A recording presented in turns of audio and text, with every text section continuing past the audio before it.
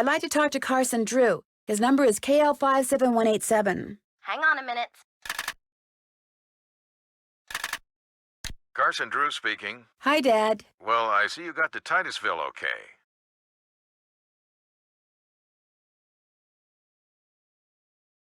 Just thought I'd give you a call. Well, I'm glad you did. As it turns out, I just called there and left a message for you.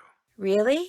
I need to get some documents from a colleague over there. I thought since you were in the area, you could pick them up, save him paying postage. Sure. What's the address?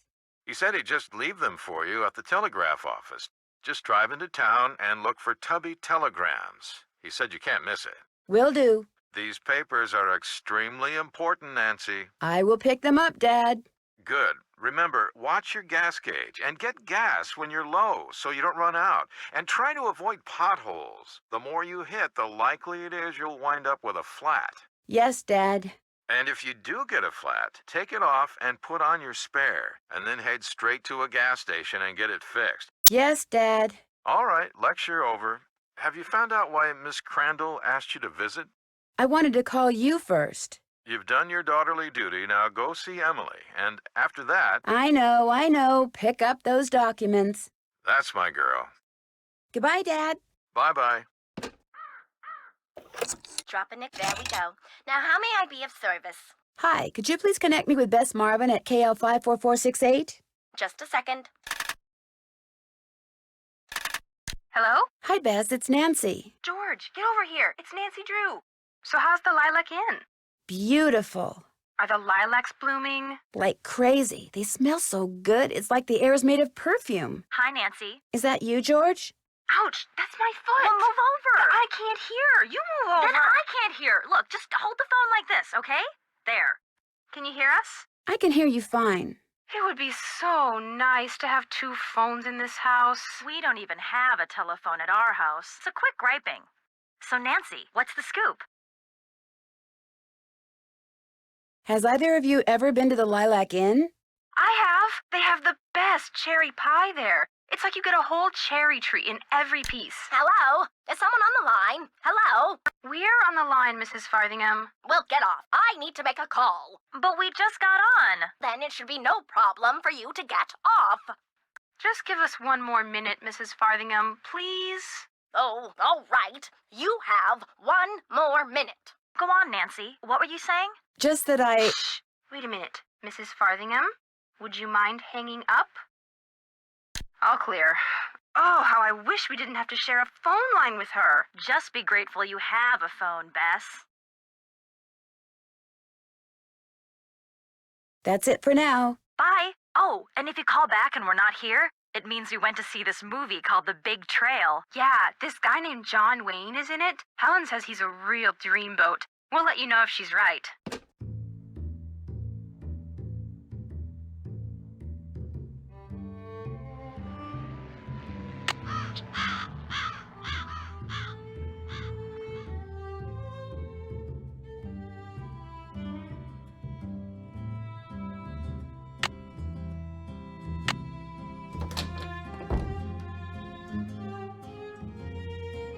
Well, hello. I'll bet my bloomers you're Nancy Drew.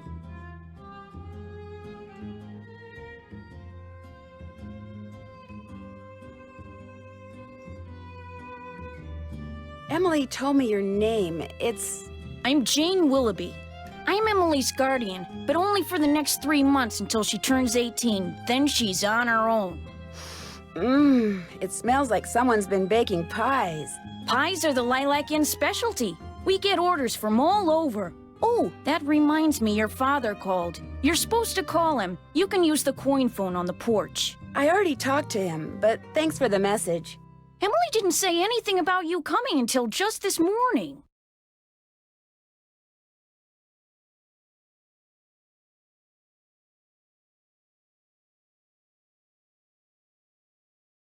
Is it okay that I'm here? Don't get me wrong, she can invite anybody here she wants. It's just that she's gotten so darn forgetful lately.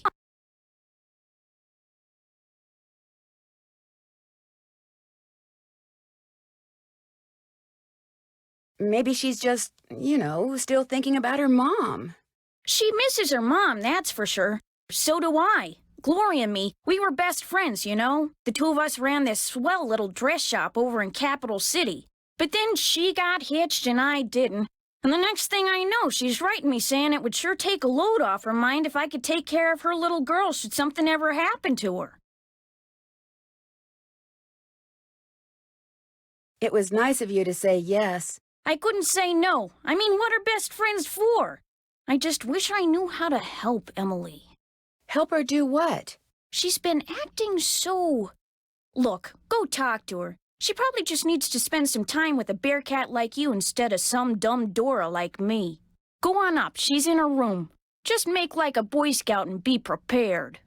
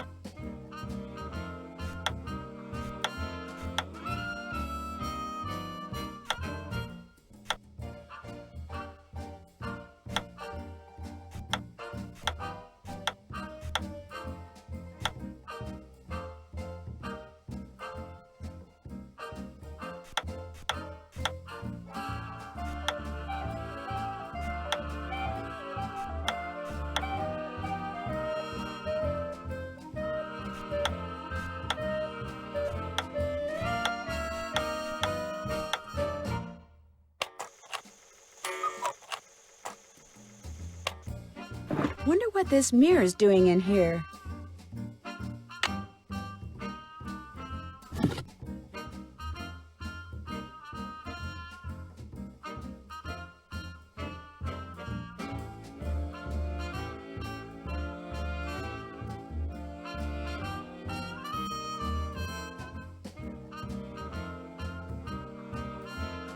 You talked to Emily yet?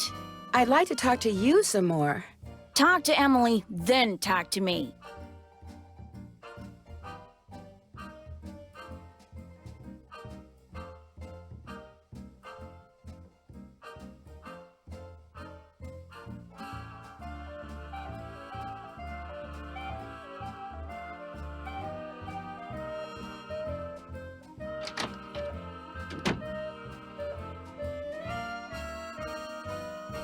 Nancy, hi. Welcome to the Lilac Inn.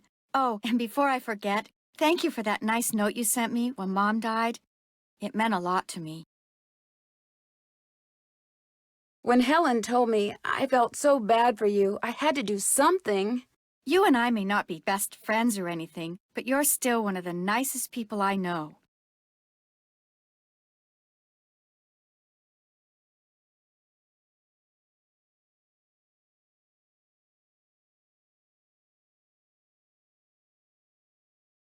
You obviously need to get out more. That's why I'm hoping you'll do me a favor, a big favor. You and your dad. What kind of favor? Shh! What's wrong? I thought I heard something. Your father has a safe, right? You need to put something in a safe? See this jewelry? I'd like you to take it home with you and put it in your father's safe. It's beautiful. It was my mother's. The few times I saw her wear it, she looked just like a movie star. I was hiding it here in my room, but all things considered, I'd feel a lot better if you would just take it home and have your father lock it up in his safe. What about your guardian? Can't she take care of it? Oh, I don't want her to know I'm doing this, so don't tell her, all right? See, strange things have been going on around here. That's all I can say. I know it sounds loony, and Jane probably told you that I've been acting loony, but please do this for me. What was that? Emily, come downstairs, quick! The kitchen's on fire! Come on, we better get out of here.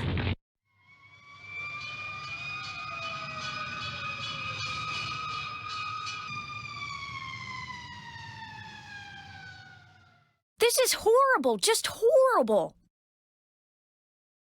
The fire chief says the stove was completely destroyed and there's smoke damage everywhere. The inn will have to shut down for months, maybe even for good.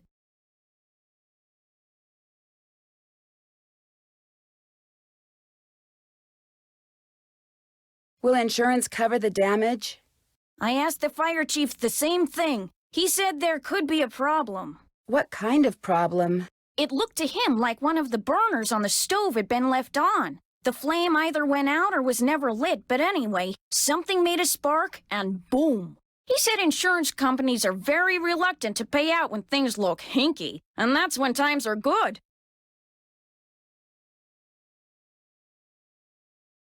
Who was in the kitchen this morning? Emily was the last person to use the stove. Like I said, she's been real forgetful lately.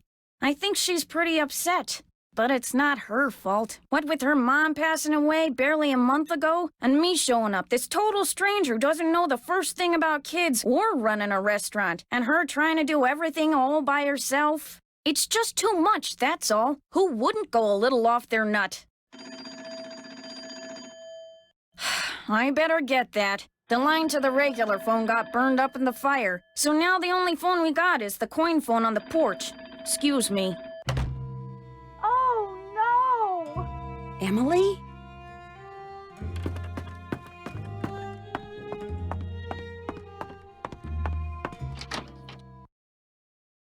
My mother's jewelry! It's gone! Someone must have stolen it while we were all downstairs. I knew something like this was going to happen. I just knew it. Jane said that you were the last one to use the stove. Is that true? I did not leave the stove on. That fire was not my fault. Oh, what am I going to do? Without that jewelry, I don't have a prayer of paying for a new stove, and without a stove, I'll have to sell the inn, and if I lose the inn... I wish Mom were still here. I wish Josiah Crowley had left us the money like he always said he was going to. That's what I wish. Who's Josiah Crowley? He was this old man that lived next door. He died last year. He spent most of his time here at the inn, and he led my mom and me to believe that he'd left a lot of money for us in his will. He gave us a clock, and afterwards, he'd always point to it and get this little twinkle in his eye and say, "Time will tell." But when they finally found his will, he didn't leave us a penny.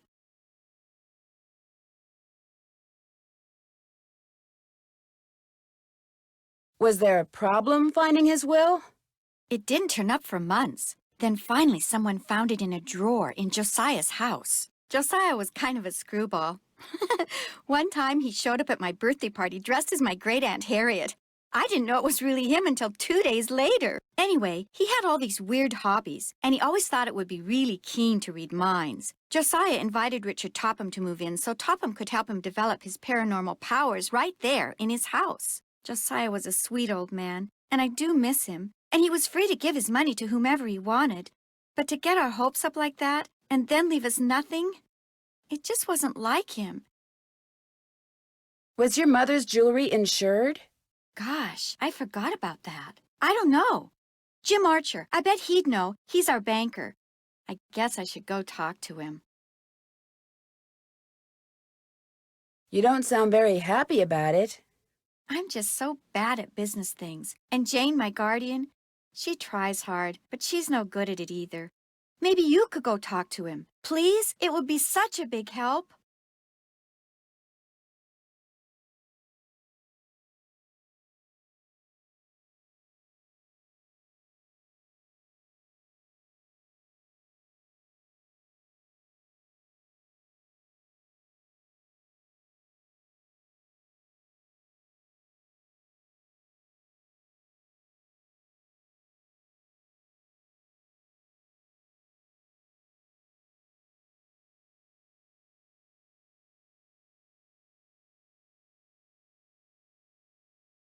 Sure. He runs the Main Street Bank. You can't miss it. I'll call him and tell him you're coming. Is the clock in the parlor the one Josiah gave you? Yes. I don't know why he gave it to us. It's never worked, and nobody can open it to find out why. Where is Richard Topham now? He still lives in Josiah's house, which is right down the path out back. His house and the inn were built at the same time by two brothers during the Civil War. How many people knew you kept your mother's jewelry in here? No one. Well, Jane, my guardian, she knew, but I didn't tell anyone else. I'll be back in a little bit. You're the best.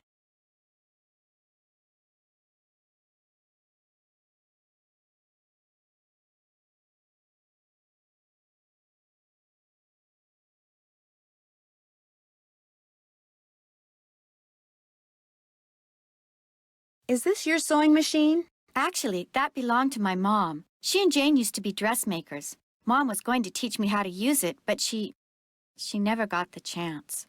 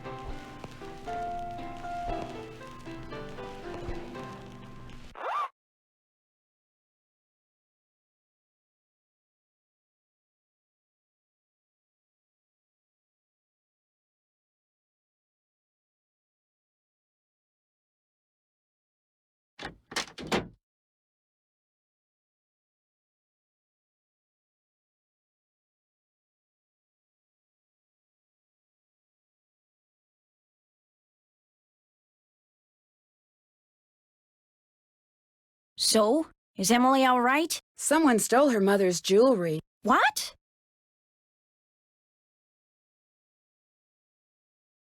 She was showing it to me just before the explosion. Now it's gone. Someone stole it while everybody was rushing around trying to put out the fire? Hypers! If you can't trust a fireman, who can you trust? Emily said you were the only one who knew she had that jewelry. When Gloria was alive, she could have told people about it, or people may have seen her wearing it. And when she died, they knew the jewelry had to be around here somewhere, right? Does anyone in particular come to mind? Sorry. It's been hard enough getting to know Emily, let alone anyone else in this backwater burg. Well, guess better go call the sheriff. Is that your car I saw when I drove up the driveway? My old rust bucket's parked out back where nobody'll see it. Be nice to buy something decent, but last time I checked, my last name was Willoughby, not Rockefeller.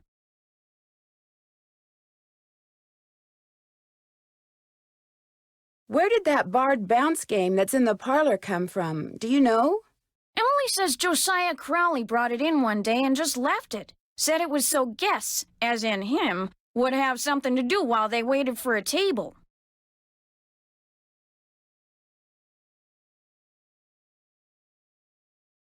Does the miniature golf course that's out back belong to the inn? No, that was Josiah Crowley's. Way I hear, he built it himself. Was it open to the public? Nope, it was just his own private little course. Can you imagine? Wish I had money to throw around like that. Well, I'll talk to you later. Bye now.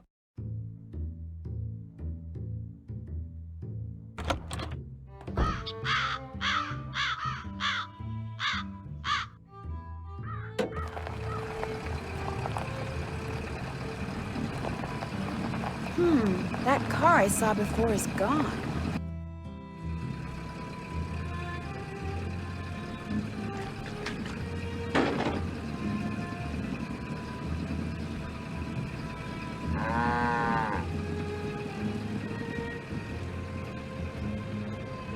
Hello, I'm looking for Jim Archer. Right through that door. Hello! Are you Nancy Drew? Sounds like Emily called you. Yes, ma'am. Jim Archer. I'm founder, president, manager, and just about everything else you can name when it comes to this fine enterprise. I hear that some businesses aren't doing so well these days. Ever since the stock market crashed, one business after another has closed, including banks. President Hoover keeps saying that a recovery is just around the corner, but you have to wonder. Some people say we're headed for a depression. Well, that kind of pessimism is not only misguided, it's pointless. Thinking ahead and taking action, that's what we businessmen should be doing right now. And I'm happy to report that we're doing just fine, thank you. Excuse me. Main Street Bank, Jim Archer speaking. No, I don't. I'm sorry, but... Yes, I know, but... All right, then just bring it by.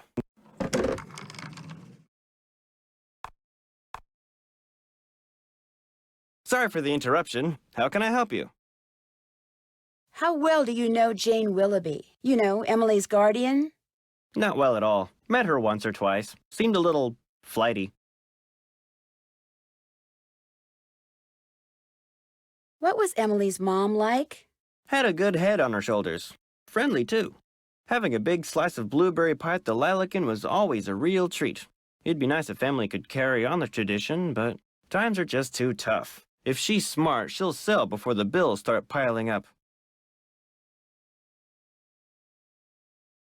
Do you happen to know whether the jewelry Emily inherited from her mother was insured?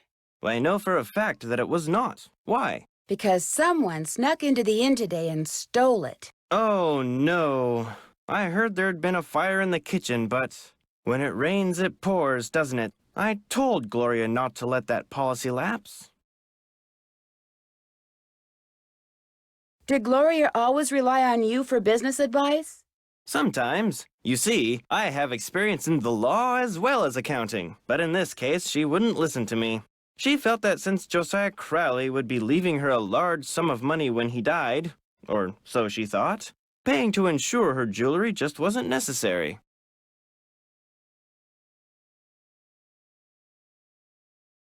How well did you know Josiah Crowley?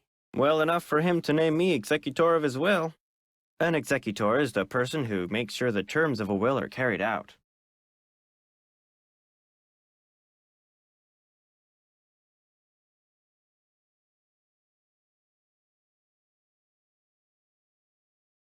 Why do you think he wound up leaving Gloria nothing? I have no idea. Truth be told, he'd given me the impression that I would be well taken care of when he passed on too. But when I finally read his will, it all went to Topham.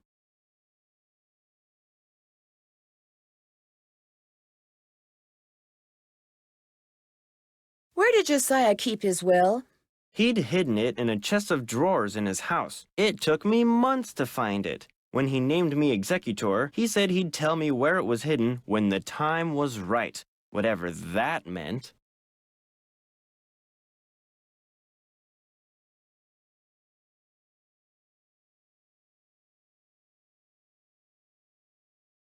The will you found in Josiah's house. Is it possible that Josiah didn't really write it? Well, the thought that it could be a forgery did cross my mind.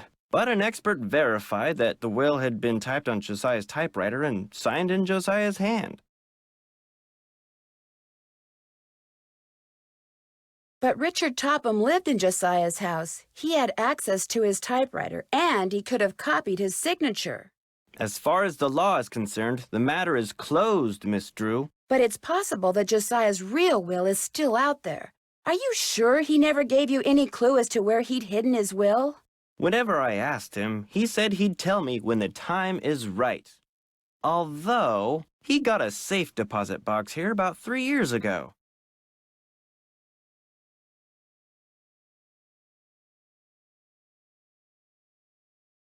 Has it been opened?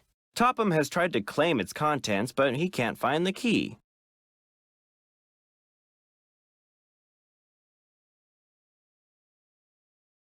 Maybe he knows the real will could be in there, only he wants to destroy it. Now, Miss Drew, I wouldn't go jumping to any conclusions. How did Josiah die? He was sitting in the public library reading when apparently his heart just decided it was time to stop.